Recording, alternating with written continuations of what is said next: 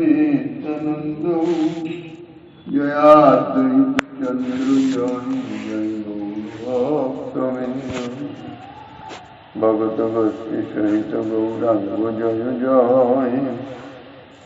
শুনিলে ভাগবত কথা ভগতি লাভ।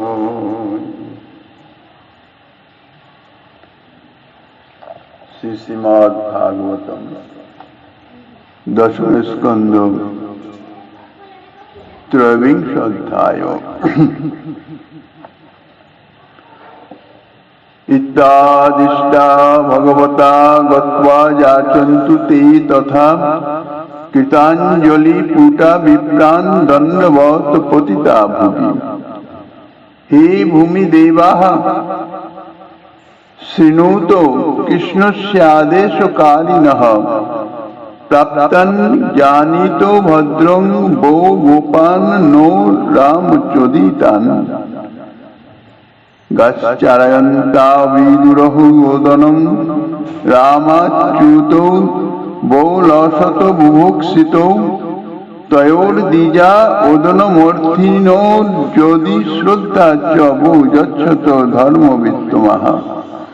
দীক্ষায়া পশু সংস্থায়া সূত্রামন্নাশ্চ সত্যমঃ অন্যত্র দীক্ষিতস্যাপি নন্নমস্নন হি দুষ্যতি। পরমহংস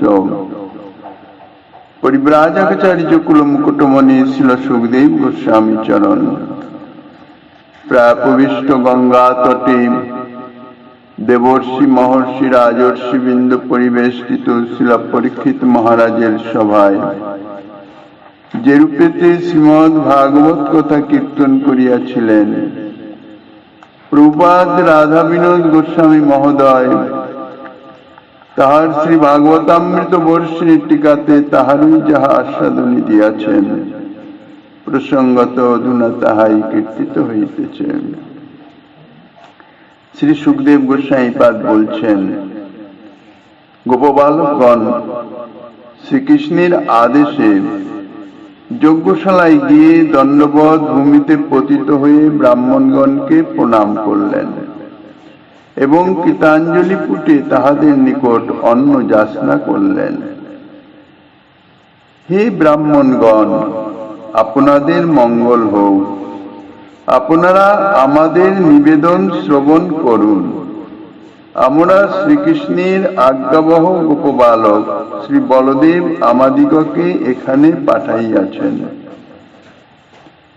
শ্রী বলদেব এবং শ্রীকৃষ্ণ এখান হতে অনতি দূরে গোচারণ করতে এসেছেন এবং তাহারা ক্ষুধিত হয়ে আপনাদের নিকট অন্ন যাচনা করিতেছেন।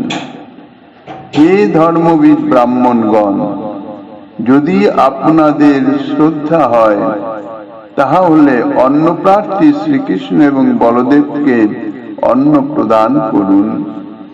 হে সত্যমগণ, কোন যজ্ঞে দীক্ষিত হওয়ার পর হইতে যজ্ঞীয় পশুবধের পরবর্তীকালে এবং সূত্রামণি যজ্ঞ ভিন্ন অন্য কোন যজ্ঞে দীক্ষিত হলে দীক্ষিত ব্যক্তির অন্ন ভোজনে কোনো দোষ হয় না।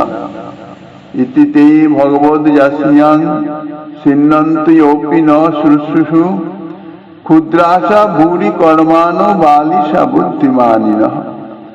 দেশ কাল পৃথক দ্রব্যং মন্ত্রতন্ত্রর্তিজয়ী অগ্নয়ঃ দেবতা যজমানস্য ক্রতুর্ধর্মস্য জন্ময়ঃ। তং ব্রহ্ম পরমং সাক্ষাৎ ভগবৎ তমোধক্ষজম মনুষ্য দৃষ্টা দুষ্প্রজ্ঞা মর্তাত্মান ন মে নিরে। নতি যদমিতি প্রচুর নো নেতি চ পরন্তপ গোপা নিরাশা প্রত্যেত্য তথোচু কৃষ্ণ রাময়। তুচ্ছ স্বর্গপ্রাপ্তির আশায় মহা ধুমধামে যজ্ঞানুষ্ঠানরত অজ্ঞ হয়েও বিজ্ঞতা অভিমানী সেই সমস্ত ব্রাহ্মণগণ সাক্ষাৎ ভগবানের অন্ন যাচনার কথা শুনেও তাহাতে কর্ণপাত করলেন না।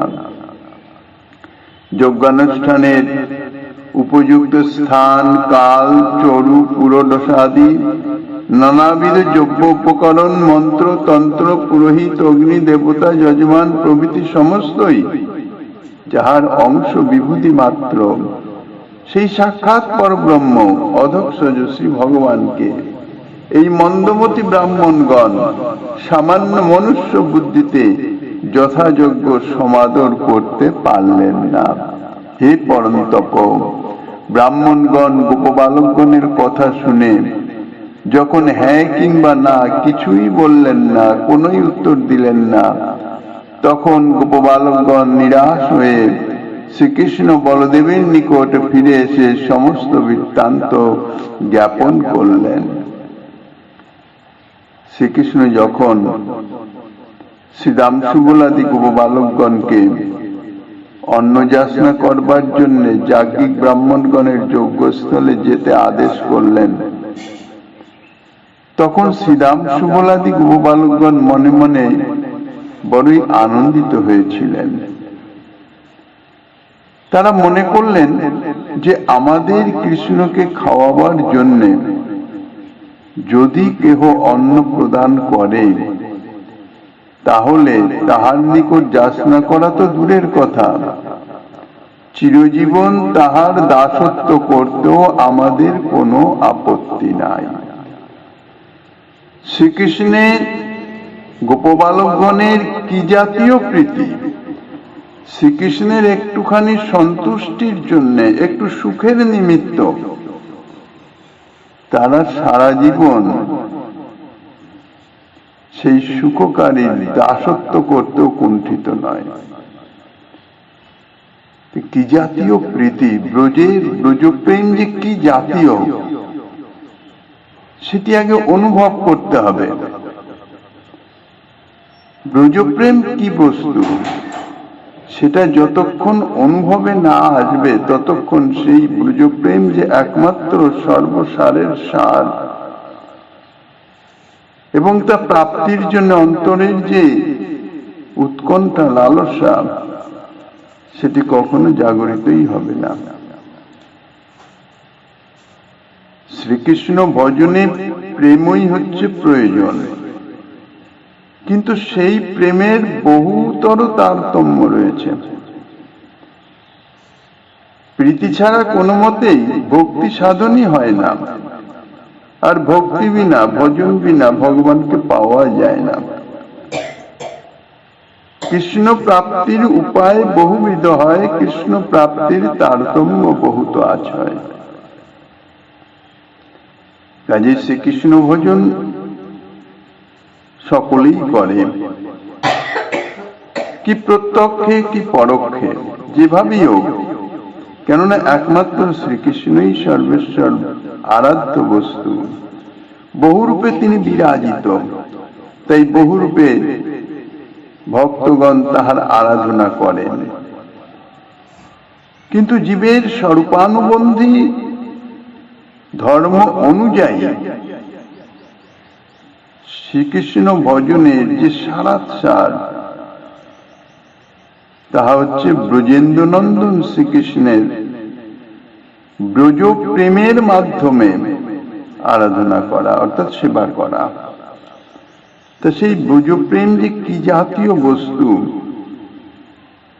যত চিত্তদর্পণ মার্জিত হয়ে অর্থাৎ শুদ্ধ হয়ে নিষ্ঠা, রুচি, আসক্তির স্তর অতিক্রম করে ভাবের স্তরে পৌঁছাবে,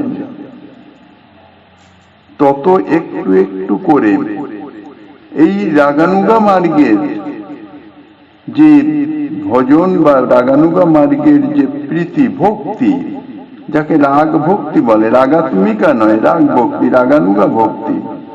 রাগাত্মিকা ভক্তি তো ব্রজবাসী জনের, তাহা সাধক জীবের কখনোই লভ্য নয়। সেই রাগাত্মিকা ভক্তির যে পাত্র ব্রজবাসী জন, তাহাদের আনুগত্যে, তাহাদের মতন প্রীতি ভাব অনুসরণ করে, লক্ষ্য রেখে যদি তদজাতীয় প্রীতি হৃদয়ে জাগরিত করতে পারে, তবেই সে সেইভাবে অর্থাৎ ব্রজভাবে শ্রীকৃষ্ণ সেবা প্রাপ্ত হতে পারে। এখন যে বস্তুটি আমি প্রাপ্ত হব, সেই বস্তুটির তত্ত্ব যথাযথ আগে তো জানতে হবে। কেননা বস্তু তত্ত্ব যদি না জানা যায়, তাহলে সেটি প্রাপ্তির জন্য হৃদয়ে আকাঙ্ক্ষা জাগে না। যত দুর্লভ বস্তু হবে, তত সেটি প্রাপ্তির জন্য চিত্তের আকাঙ্ক্ষা, উৎকণ্ঠা, লালসা ক্রমান্বয়ে বর্ধিত হতে থাকবে। তা গোপবালকগণের এই ছোট্ট একটু ভাবধারায় সেটি কথঞ্চিত অনুভব করা যায়। শ্রীকৃষ্ণ কৃষ্ণ বলরামের দীর্ঘক্ষণ খাওয়ানো হয় নাই, যাহা গোপবালকগণের একান্ত দায়িত্ব মাতা যশোমতী দিয়ে দিয়েছেন। তারা চেষ্টা করেছেন, কিন্তু কোনোভাবেই সফল মনোরথ হতে পারেন নাই। তাই বাধ্য হয়ে গিয়ে কৃষ্ণ বলরামকে নিজেদের ক্ষুধার কথা বলে নিজেদের ক্ষুধা নিবৃত্তির ব্যবস্থা করবার জন্য অনুরোধ জানিয়েছেন। তত্ত্বত তো তা নয়, তত্ত্বত তাহাদের হৃদয় উৎকণ্ঠিত হয়েছে যে প্রাণ কানাইকে বহুক্ষণ কিছুই খাওয়াতে পারি নাই। তাই কৃষ্ণ যখন বললেন অন্ন প্রার্থনা করে যাচনা করে নিয়ে আসার জন্যে, তখন গোপবালকগণ পরম আনন্দিত হয়ে গেলেন যে এইবার অন্ন প্রাপ্ত হব এবং শ্রীকৃষ্ণকে খাওয়াতে পারব, তার ক্ষুধা নিবৃত্তি করতে পারব। ইতিপূর্বে কখনো কোথাও কোনো জিনিস ইহারা যাচনা করেন নাই, কারণ কারো কাছে কিছু চাওয়া, এতে নিজেদের যেমন ছোট হতে হয়, তারপরে তার কাছে ঋণী হয়ে যেতে হয়। কারো কাছ থেকে কিছু নিলেই তার প্রতিদান তাকে দিতেই হবে, যেভাবেই হোক, অর্থাৎ ঋণী হয়ে যায়। এটা অবশ্যম্ভাবী। তা সেক্ষেত্রে গোপবালকগণ মনে মনে চিন্তা করছেন যে ব্রাহ্মণগণের নিকট অন্ন প্রার্থনা করে নিয়ে এসে যদি গোবিন্দকে খাওয়াতে পারি, আমাদের প্রাণ কানাইকে খাওয়াতে পারি, তার জন্য ঋণী তো হয়েই যাব ঠিকই। সেই ঋণ পরিশোধের জন্য যদি সারা জীবনও দাসত্ব করতে হয়, তাহলেও আমাদের কোনো আপত্তি নাই। এই হচ্ছে ব্রজপ্রেমের গভীরতা। যজ্ঞস্থলে গিয়ে ব্রাহ্মণগণের নিকট অন্ন যাচনা করলে নিশ্চয়ই তাহারা অন্নদান করবেন, কেননা যাজ্ঞিক ব্রাহ্মণগণ। কাজী গোপবালকগণের অন্তরে একটা দৃঢ় বিশ্বাস এসে উপস্থিত হলো, আর আমরাও তাহা ভাই কানাইকে খাওয়ায়ে তার ক্ষুধা নিবৃত্তি করতে পারব। কাজেই আনন্দে আত্মহারা হয়ে গোপবালকগণ শ্রীকৃষ্ণের আদেশ প্রাপ্তির পর আর এখনো সেখানে বিলম্ব করলেন না। সকলে মিলে দ্রুত গতিতে যজ্ঞশালায় গমন করলেন এবং সেখানে গিয়ে দেখলেন যে অসংখ্য যাজ্ঞিক ব্রাহ্মণ মিলিত হয়ে মহা ধুমধামে যজ্ঞ করিতেছেন। যজ্ঞস্থলে শত শত বেদী, স্তন্ডিল, হোমকুণ্ড প্রভৃতি নানাবিধ যজ্ঞের যে বিভিন্ন যে শোভা মণ্ডলী, তাহা শোভা পাইতেছেন। অসংখ্য বেদবিদ ব্রাহ্মণগণ তারা একত্র মিলিত হয়ে কেহ বা বেদ মন্ত্র উচ্চারণ করিতেছেন, কেহ বা অগ্নিতে আহুতি প্রদান করিতেছেন, কেহ বা স্তুতি পাঠ করিতেছেন, কেহ বা সামগান করিতেছেন। যজ্ঞস্থল একেবারে বেদ মন্ত্রে মুখরিত হয়ে আছে, আর হোম ধূম এবং আহুতির গন্ধে তাহা পরিব্যাপ্ত হয়ে গেছে। নানাবিধ যজ্ঞ সম্ভারে পরিপূর্ণ যজ্ঞস্থল। যাজ্ঞিক ব্রাহ্মণগণের যজ্ঞ অনুষ্ঠান দেখে গোপবালকগণ পরম প্রীতি লাভ করলেন। মনে মনে চিন্তা করলেন, ভাবলেন যে এই সমস্ত যজ্ঞ অনুষ্ঠানরত ব্রাহ্মণগণের নিকট ক্ষুধার অন্ন প্রার্থনা করলেন আমরা কখনোই বিমুখ হয়ে ফিরে যাব না, অবশ্যই প্রাপ্ত হব, দৃঢ় বিশ্বাস। কেননা যাহারা কলসে কলসে ঘৃত নিয়ে অগ্নিতে আহুতি প্রদান করে ঘৃত দগ্ধ করিতেছেন, যাহারা রাশি রাশি চরু পুরোডাস প্রভৃতি অগ্নিতে সমর্পণ করিতেছেন, তারা কি ক্ষুধিত ব্যক্তিকে এক মুষ্টি অন্নদান করতে কুণ্ঠিত হবেন? তাহা কখনোই সম্ভব নয়। অবশ্যই দিবেন, আমরা অবশ্যই প্রাপ্ত হব। অন্তরের যে বিশ্বাস, অর্থাৎ যে ভরসা, যে আশা, সেটি ধীরে ধীরে আরো বিশ্বাসে পরিণত হচ্ছে। গোবালকগণ যজ্ঞ অনুষ্ঠান দেখে পরম প্রীত হলেন। যাজ্ঞিক ব্রাহ্মণগণের অকাতরে অজস্র ঘৃত চরু পুরুষাদি ব্যয় করতে দেখে বড়ই আশ্বস্ত হলেন। মনে করলেন যে এমন উদার ও সদাশয় ব্যক্তি বোধহয় এ জগতে আর কেউ নাই। কিন্তু হায়, তাহারা তো জানে না, সরল গোপবালক, যে কৃষ্ণ ভক্তি বিহীন ব্যক্তিগণের বহু আড়ম্বর এবং বহুতর ব্যয় থাকলেও তার দ্বারা জগতের কোনোই উপকার সাধিত হয় না। কেননা তাদের এই যে আড়ম্বর, তাদের এই যে ব্যয়, তারা যা কিছু করে তাহা শুধুমাত্র তাহাদের আত্মপ্রীতি এবং স্বার্থ সিদ্ধির নিমিত্তই করে। নিজের সুখের নিমিত্ত, নিজের স্বার্থ সিদ্ধির নিমিত্তই তাহারা যাহা কিছু করে, জগতের জন্য তারা করে না, জগৎবাসীর জন্য করে না। জগতেও অনেক কৃষ্ণ ভক্তিবিহীন ধনীর গৃহ আছে, যেখানে ক্ষুধিত ভিক্ষুক গিয়ে দেখে যে বিভিন্ন প্রকারের শত শত পালিত কুকুর সেখানে পরমাদরে বহুমূল্য খাদ্যবস্তু আহারে পরিতৃপ্ত হচ্ছে। কত রকমের কত পক্ষী তাহাদের দ্বারা পালিত হচ্ছে, দ্রাক্ষা দারিম্বাদি ভোজনে রত রয়েছে। পালিত বানরগণ সুপক্ষ কদলী এবং অশ্বগণ আর্দ্র চনক ভোজনে রসনার তৃপ্তি করিতেছে। কত বহুমূল্য বস্তু যে ইতস্তত অনাদরে ছড়ানোও রয়েছে, তারও ইয়ত্তা নাই। কিন্তু এই সমস্ত ব্যাপারে ক্ষুধিত ভিক্ষুকের মনে যতই আশা হোক না কেন, যেখানে নগণ্য কুকুর বানরাদির এত আদর, না জানি সেখানে মানুষ, বিশেষত অনাহার ক্লিষ্ট ভিক্ষুক কতই না আদর পাবে। বড় আশায় বুক বেঁধে ক্ষুধিত ভিক্ষুক যেমন সেই ধনীগৃহে প্রবেশ করতে যায়, অমনি সঙ্গে সঙ্গে দ্বাররক্ষকের রুক্ষ বচন এবং অর্ধচন্দ্রে অর্থাৎ গলা ধাক্কাতে তাদের ক্ষুধা নিবৃত্ত করে মনের দুঃখে পথের পাশে গিয়ে হতাশ হয়ে অবস্থান করতে হয়।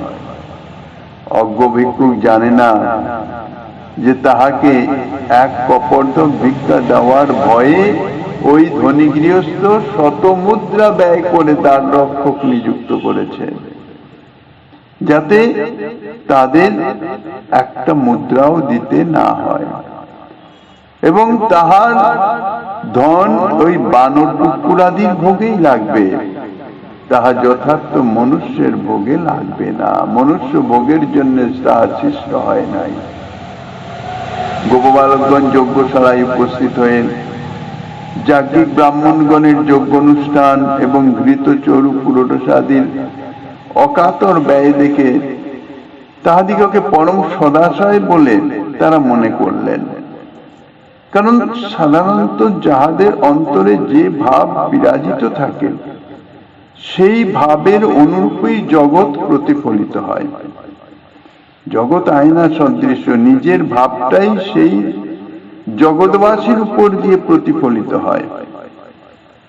কাজেই তার অত্যন্ত সরল সদাশয়, সেই সরল সদাশয় গোপবালকগণ অত্যন্ত সন্তুষ্ট হলেন, অর্থাৎ আনন্দিত হলেন যে এখানে এত আড়ম্বর, এত তাহলে নিশ্চয়ই আমরা যথেষ্ট পরিমাণ প্রাপ্ত হব। সকলেই যাজ্ঞিক ব্রাহ্মণগণের নিকটবর্তী হলেন, তাহাদিগকে ভুলুণ্ঠিত হয়ে প্রণাম করলেন, প্রার্থনা জানাবার জন্য করজোড়ে দণ্ডায়মান রইলেন এই গোপবালকগণ তারা সকলেই কিন্তু নিত্যসিদ্ধ কৃষ্ণ পার্ষদ এবং কৃষ্ণ ভক্ত চূড়ামণি। সুতরাং স্বভাবতই হোক তাহারা বালক, কিন্তু কৃষ্ণ ভক্ত চূড়ামণি নিত্য পার্ষদ, এই জন্য তাদের আচরণ অত্যন্ত শিক্ষণীয়। স্বভাবতই তাহারা পরম সুশীল আর সর্ববিধ সদ্গুণের খনি। তাহারা বালক হলেও ব্রাহ্মণগণকে সমুচিত সম্মান প্রদান করা এবং তাহাদিগের নিকট বিনীতভাবে অবস্থান করা ইত্যাদি যে আচরণ, তাহাদের শিখিয়ে দেওয়ার কোনো অপেক্ষা নাই, কোনো প্রয়োজন নাই। ইহা তাহাদের সংস্কারগত। কারো কাছে কিছু প্রার্থনা করতে হলে কিভাবে প্রার্থনা করতে হয় তাহা তাহাদের শেখাতে হয় না। ভক্তের মধ্যে তদ্জাতীয় গুণগুলি স্বতঃস্ফূর্তভাবে প্রকাশিত হয় যদি হৃদয়ে ভক্তি জাগরিত হয়, ভক্তি দেবীর অধিষ্ঠান হয়। তাহারা স্বভাবসিদ্ধ সদ্গুণের ব্রাহ্মণগণকে যথোচিত সম্মান প্রদর্শন করে ভুলুণ্ঠিত দণ্ডবৎ প্রণাম তাহারা ব্রাহ্মণ যজ্ঞ করিতেছেন, যথেষ্ট মর্যাদা এবং সম্মানের পাত্র। গিয়েই আপনারা শুনুন, কৃষ্ণ বলরাম ক্ষুধিত অন্ন প্রার্থনা করছে, অন্য দিন এই জাতীয় নয়। প্রার্থনা করতে গেলে কি জাতীয় আচরণ করতে হয়, কিভাবে নিবেদনটি জানাতে হয়, গোপবালকগণ তাহা দেখিয়ে দিচ্ছেন। তাই ব্রাহ্মণগণকে যথোচিত সম্মান প্রদর্শন করে, অর্থাৎ ভুলুণ্ঠিত দণ্ডবৎ করে, তারপরে উঠে দাঁড়িয়ে করজোড়ে অত্যন্ত বিনম্র ভাবে দাঁড়িয়ে রইলেন। কেননা ব্রাহ্মণগণ তাহারা তো তাহাদের যোগ্য কর্মে রত আছে, তাহাদের দৃষ্টি আকর্ষণ করে তারপরে তাহাদের নিবেদন জানানো উচিত। কেননা যে যে কর্মে রত আছে সে কর্মান্তে বা তার মধ্যে সে যখন আগমনের উদ্দেশ্য জানবার জন্য ইচ্ছুক হবেন তখনই নিজের বক্তব্য নিবেদন করা উচিত। ইহাই হচ্ছে যথার্থ আচরণ। আমি আমার প্রয়োজনে গেলাম আর ফটাফট আমার কথা বলে দিলাম, এটা ভক্তের আচরণ নয়, সাধুর ব্যবহার নয়। সাধুর ব্যবহার একটি কিছু বিশেষত্ব আছে, কেননা সে সাধু, সে ভক্ত। সাধারণ জগৎজীবের আচরণের মতন তার আচরণ হওয়া উচিত নয়। তাহলে সাধারণ জগৎজীব মায়াবদ্ধ মায়ামুগ্ধ জীবের সঙ্গে তার তফাৎ কোথায়? কাজেই গোপবালকগণ দণ্ডবৎ প্রণাম করে উঠে দাঁড়িয়ে করজোড়ে দণ্ডায়মান রইলেন, কিছু বললেন না। তাদের মনের ভাব কি, যে ব্রাহ্মণগণ যখন মন্ত্র পাঠা দিতে ব্যাপৃত রয়েছেন তখন তাহাদিগকে বিরক্ত না করে তারা যখন অবসর মতো আমাদের দিকে দৃষ্টিপাত করবেন, স্বাভাবিক কেউ যদি এসে আগন্তুক এসে দাঁড়িয়ে আছে, কি জন্য দাঁড়িয়ে আছে সেটা জানবার জন্য যখন সে অবসর পাবে, যখন জিজ্ঞাসা হবে, তখন আমরা তাহাদের নিকট অন্ন যাচনা করব। গোপালগণ অনেকক্ষণ পর্যন্ত ব্রাহ্মণগণের নিকটে করজোড়ে দণ্ডায়মান রইলেন। ব্রাহ্মণগণেরও মন্ত্র পাঠাদির বিরামের অবসর হল, অর্থাৎ মন্ত্র পাঠের ফাঁকে ফাঁকে তাহারা অনেকবার নিজেদের প্রয়োজনীয় কথাও বললেন, অর্থাৎ পরস্পর আলাপনও করলেন, কিন্তু একবারও গোপবালকগণের দিকে দৃষ্টিপাত করলেন না, কিংবা তাহাদের আগমনের কারণ জিজ্ঞাসাও করলেন না। সম্মুখে যদি এতগুলো বালক এসে দাঁড়িয়ে আছে, যাহা ইতিপূর্বে কখনো হয় নাই, স্বাভাবিকভাবেই কি জন্য এসেছে এটা জানবার স্পৃহা সকলেরই হয়, এবং সেটাই শালীনতা, যে কেউ আসুক, কেন এসছে, নিজের কার্যান্তে অর্থাৎ অবসর প্রাপ্ত হলে সুযোগ মতো সেটি তো জিজ্ঞাসা করা, এটাই তো উচিত।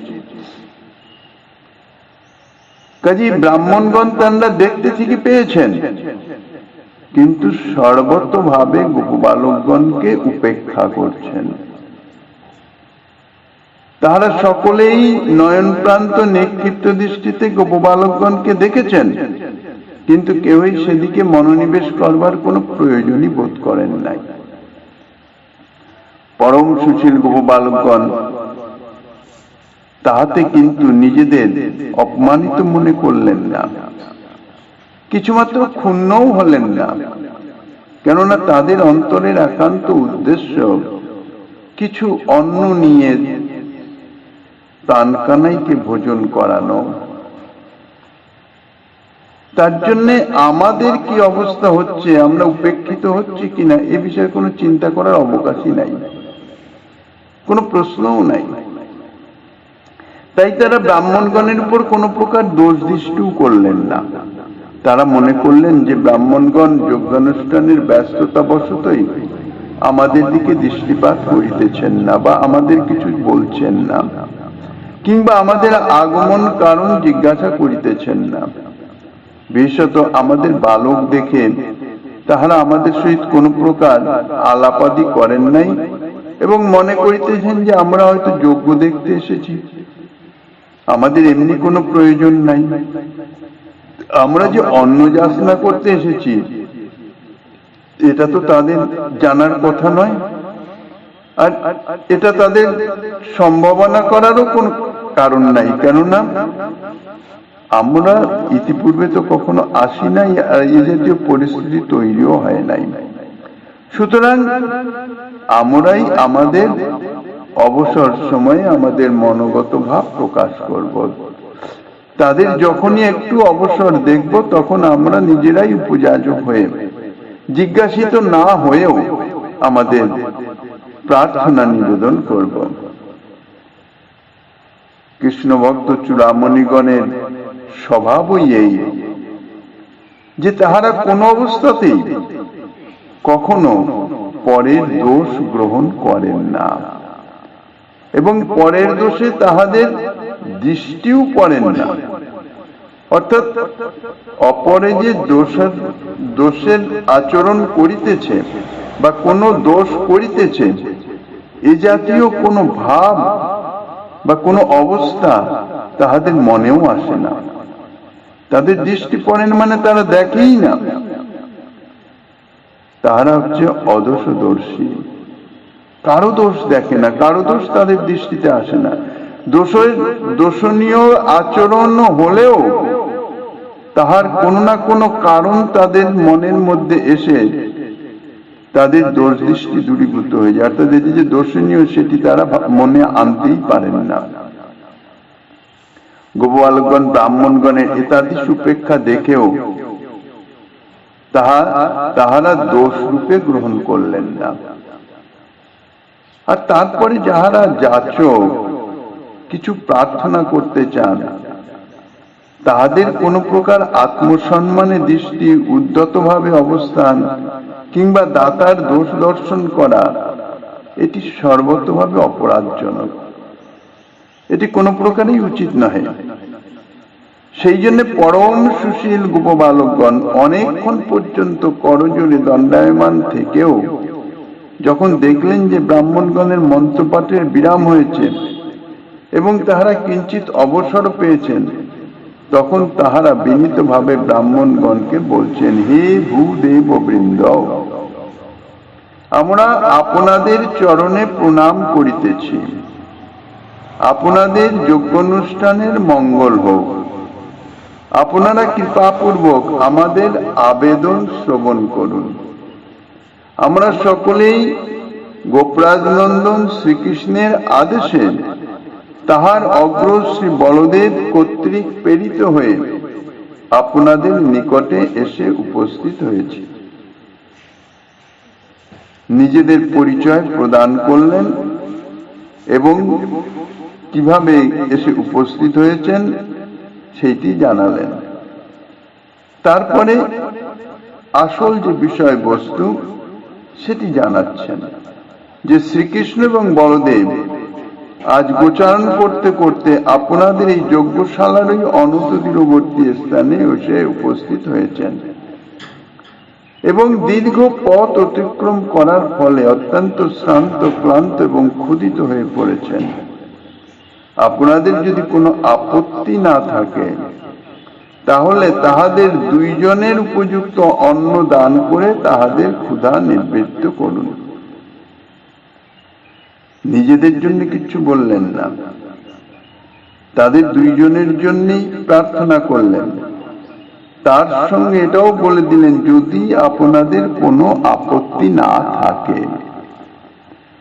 প্রায় মধ্যাহ্নকাল সমাগত, এতক্ষণ ভোজন না করে তাহারা দুইজনেই বড়ই ক্লান্ত হয়ে পড়েছেন।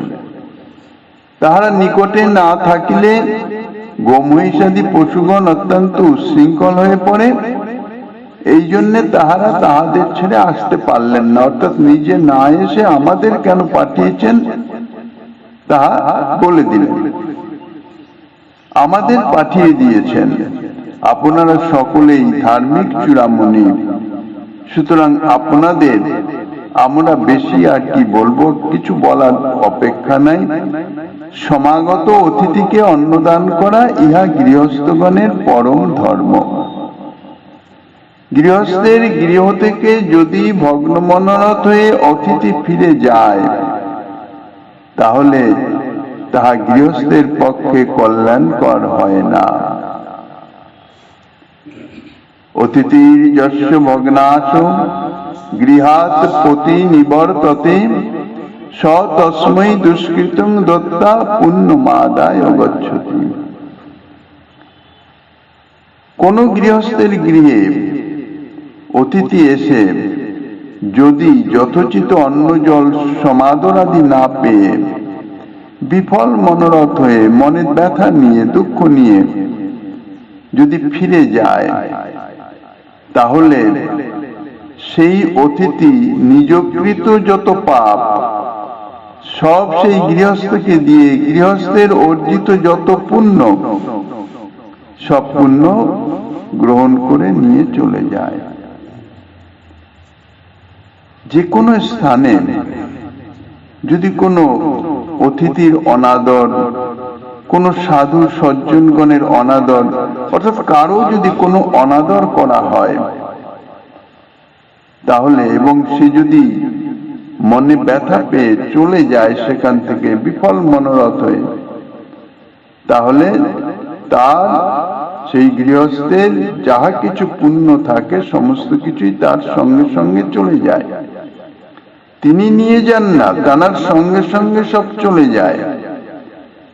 আর সমস্ত পাপ ইত্যাদি এসে, অর্থাৎ তার কৃত যে সমস্ত পাপাদি সেগুলি শুধু অবশিষ্ট থাকে। আমরা জাতিতে গোপ এবং বয়সেও বালক, সুতরাং আপনাদের নিকট কোনো ধর্ম কথা বলা আমাদের পক্ষে ধৃষ্টতা ব্যতীত আর কিছু নয়, কেননা আপনারা সর্বধর্মে পারদর্শী। তথাপি আপনারা যদি যজ্ঞ অনুষ্ঠানের ব্যস্ততায় অনভিহিত থাকেন, সেই জন্যই আপনাদের একটু স্মরণ করিয়ে দিলাম। বিশেষত আমরা অতিথি রূপে আপনাদের গৃহে এসে যদি বিফল মনোরথ হয়ে ফিরে যাই তাহলে আমরাই আপনাদের পুণ্যক্ষয়ের হেতু হব। এই জন্য আপনাদিগকে অতিথি সৎকারের কর্তব্যতার কথা স্মরণ করে দিতে বাধ্য হলাম, নইলে এটা স্মরণ করিয়ে দেওয়ার কোনো প্রয়োজন নাই, অপেক্ষা নাই। কিন্তু যদি আপনারা কোনো আবেশে থাকেন, আমাদের দিকে যদি আপনাদের যথোচিত ধ্যান না আসে, সেই জন্যই বলা। কাজেই আমাদের এই কথায় আপনারা আমাদের কোনো অপরাধ গ্রহণ করবেন না। গোপবালকগণ এই প্রকার নানাভাবে প্রার্থনা করেও যাজ্ঞিক ব্রাহ্মণগণের দৃষ্টি কিংবা মনোযোগ আকর্ষণ করতে পারলেন না। তারা তাদের দিকে তাকালোই না। যদিও গোপবালকগণ সকলেই ক্ষুধিত হয়েছেন, তথাপি অসংখ্য গোপবালক সহ শ্রীকৃষ্ণ বলরামের অন্ন জল প্রার্থনা করলেন। যদি ব্রাহ্মণগণের উপর বহু লোকের উদর পূরণের ভার সমর্পণ করা হয়ে যায় এবং তাহা যদি ব্রাহ্মণগণের উদ্বেগের কারণ হয়, কাউকেই উদ্বেগ দেওয়া উচিত নয়। এই জন্যেই গোপবালকগণ নিজেদের কথা কিছু বলেন নাই, শুধুমাত্র শ্রীকৃষ্ণ বলরাম এই দুইজনের উপযুক্ত অন্ন প্রার্থনা করেছেন, যাতে ব্রাহ্মণগণের উপর কোন রকম চাপ না সৃষ্টি হয়, তাদের কোনো অসুবিধা না হয়।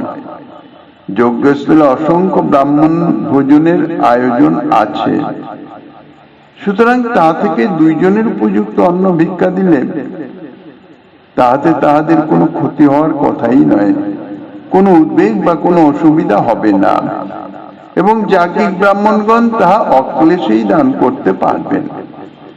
এটি মনে করেই গোপবালকগণ অতি সামান্য অন্ন, অর্থাৎ শুধুমাত্র দুইজনের মতন অন্ন প্রার্থনা করেছেন।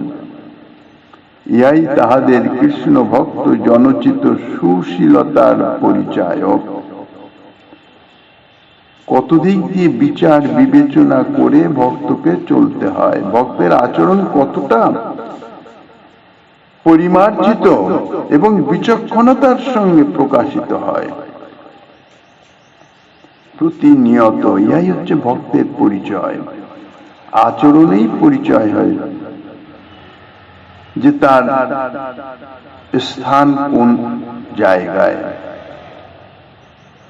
গোপবালকগণ কত দূরদর্শী, কত বিচার বিবেচনা করে তাহারা ব্রাহ্মণগণের নিকট অন্ন প্রার্থনা করলেন।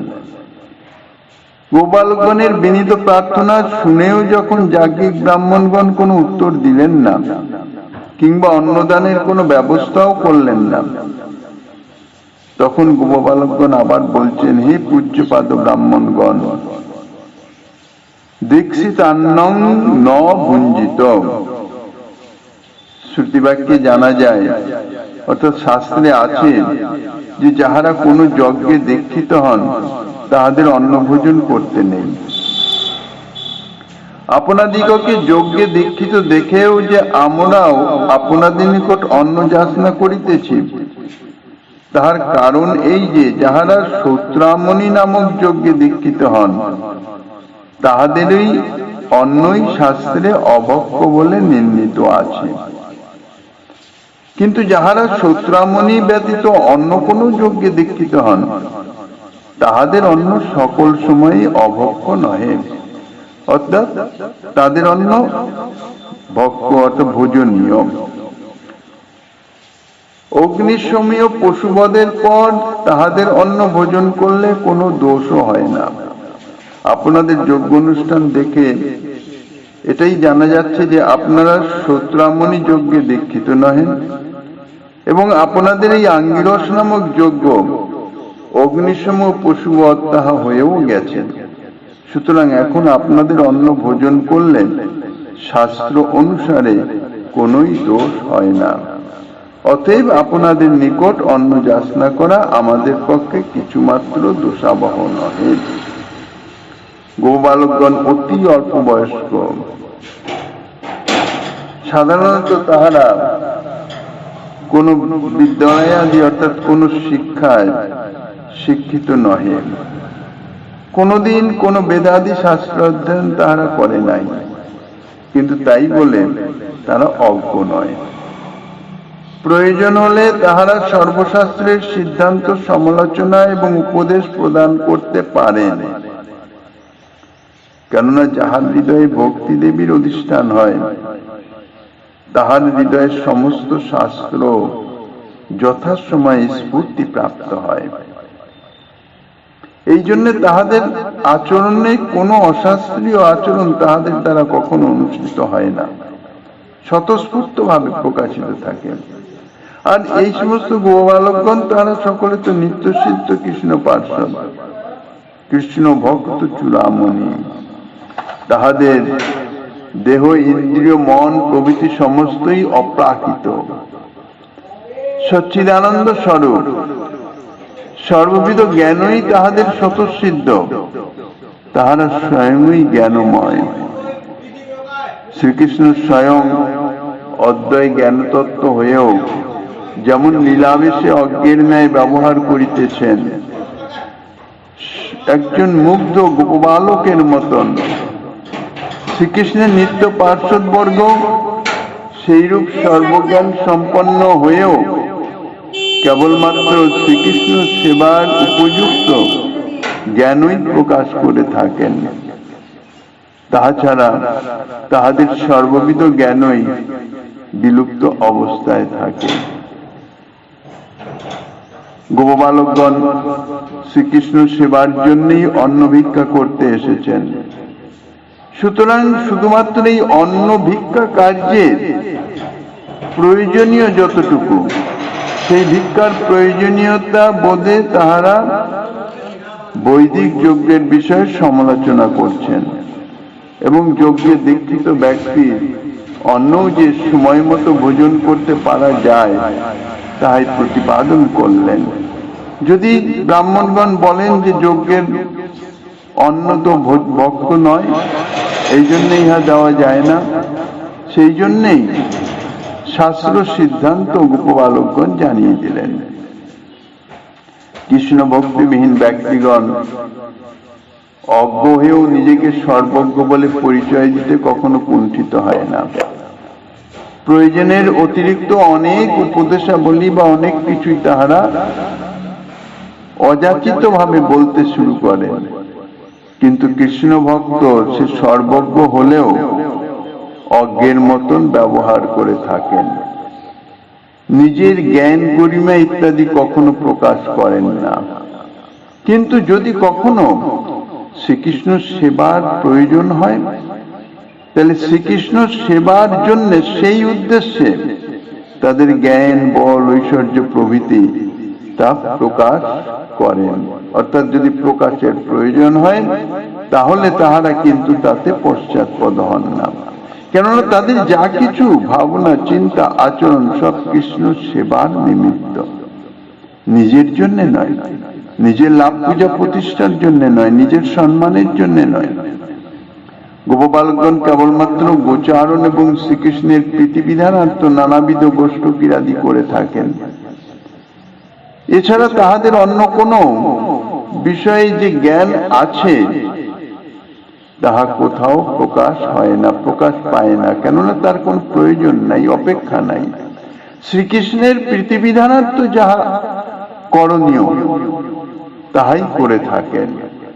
কিন্তু আজ কৃষ্ণ সেবার জন্য অন্ন যাচনা করতে এসে তাহারা বেদবিদ ব্রাহ্মণগণের সভাতেও বেদার্থ সমালোচনা করতেও কুণ্ঠিত হলেন না। গোপালগণ যে এই সূত্রামণি যজ্ঞের কথা বললেন তাহার বিধি পদ্ধতি যজুর্বেদের কাণ্ড শাখায় লিখিত আছে, এবং তাহারা যে পশুবধের কথা বলেছেন তাহা অগ্নিসমূহ, পশু, মাল ও ভেত প্রভৃতি শ্রুতিবাক্যের সম্মত। অগ্নি এবং সোমদেবতার পিত্তার্থে পশু মাংস দ্বারা আহুতি প্রদান করতে হয়। এই জন্য যজ্ঞে অগ্নিসমূহ পশুবধ করতে হয়। এই অগ্নিসমূহ পশুবধের পূর্বে পর্যন্ত যজ্ঞে দীক্ষিত ব্যক্তির অন্ন ভোজন করা শাস্ত্রে নিষিদ্ধ আছে। গোপালগণ যজ্ঞ অনুষ্ঠানে দেখে বুঝতে পেরেছেন যে যাজ্ঞিক ব্রাহ্মণগণের অনুষ্ঠিত আঙ্গিরসী যাগে অগ্নিসমূহ পশুবধ সম্পন্ন হয়ে গেছে। সেই জন্য তারা যাজ্ঞিক ব্রাহ্মণগণের যজ্ঞে দীক্ষিত জেনেও তাহাদের নিকট অন্ন যাচনা করেছেন। গোপালগণ দৈন্য, বিনয়, সদাচার, ধর্ম এবং বেদবাক্য প্রদর্শন করে নানাভাবে যাজ্ঞিক ব্রাহ্মণগণের নিকট অন্ন যাচনা করলেন, প্রার্থনা করলেন। তারা স্পষ্ট রূপে বলেছেন যে শ্রীকৃষ্ণ এবং বলদেব ক্ষুধার্ত হয়েছেন এবং তাহারাই তাহাদের অন্ন ভিক্ষা করতে পাঠিয়েছেন। সুতরাং গোপালকগণের এই ভিক্ষা শ্রী ভগবানেরই ভিক্ষা, ইহাতে কোনো সন্দেহ নাই। কিন্তু যাজ্ঞিক ব্রাহ্মণগণ গোপবালকগণের কথা শুনেও যেন শুনলেন না। শ্রীকৃষ্ণ এবং বলদেবের যাচনা শুনেও তাহাদের চৈতন্য হলো না। তাহারা যেমন আপন মনে যজ্ঞ অনুষ্ঠানে রত ছিলেন তেমনই থাকলেন। শ্রীকৃষ্ণ বলদেব কে সম্পূর্ণ উপেক্ষা করলেন। গোপবালকগণকে পাঠিয়েছে শ্রীকৃষ্ণ বলদেব, কাজে গোপবালকগণের যে আগমন তা শ্রীকৃষ্ণ বলদেবেরই আগমন হিসাবে ধরতে হবে, মানতে হবে। গোপালগণের সহিত বাক্যালাপ করা তো দূরের কথা, তাহারা তাহাদের প্রতি একবার দৃষ্টিপাত করলেন না। যাহারা ক্ষুদ্র লাভের প্রত্যাশায় বৃহৎ কর্মানুষ্ঠান করে এবং অল্প বুদ্ধি হয়েও নিজেকে বুদ্ধিমান বলে ধারণা রাখে, তাহাদের কার্য ও ব্যবহারে এইরূপ ত্রুটি থাকাই স্বাভাবিক। যাজ্ঞিক ব্রাহ্মণগণের অনিত্য স্বর্গলাভের আশায় আঙ্গিরস যজ্ঞের বিরাট আয়োজন এবং অনুষ্ঠান করেছেন এবং বেদ শ্রী ভগবানকে উপেক্ষা করে নিরন্তর বেদ মন্ত্র ঘোষণা করিতেছেন। শ্রী ভগবানের উদ্দেশ্যে ভক্তিপূর্বক পুষ্প ফল ফলাদি সমর্পণ করলে যে অক্ষয় ফল লাভ হয়, তাহার তুলনায় কোটি কোটি যজ্ঞ অনুষ্ঠানের ফল অতি তুচ্ছাতি তুচ্ছ। কিন্তু সেটি জানতে তো হবে, জানলেও মানতে তো হবে, তবে তো। কিন্তু যাজ্ঞিক ব্রাহ্মণগণ সেই পরম সুলভ ও সর্বশ্রেষ্ঠ ফলপ্রদ ভক্তি সাধনকে উপেক্ষা করে কর্মমার্গে যজ্ঞ অনুষ্ঠানের বিরাট আয়োজন ইহাই পরম কর্তব্য বলে মনে করেছেন। সুতরাং তাহারা অজ্ঞতার চরম পরিচয় প্রদান করেও তাহারা বাহ্যিকভাবে বিজ্ঞতার অভিযানে পরিপূর্ণ।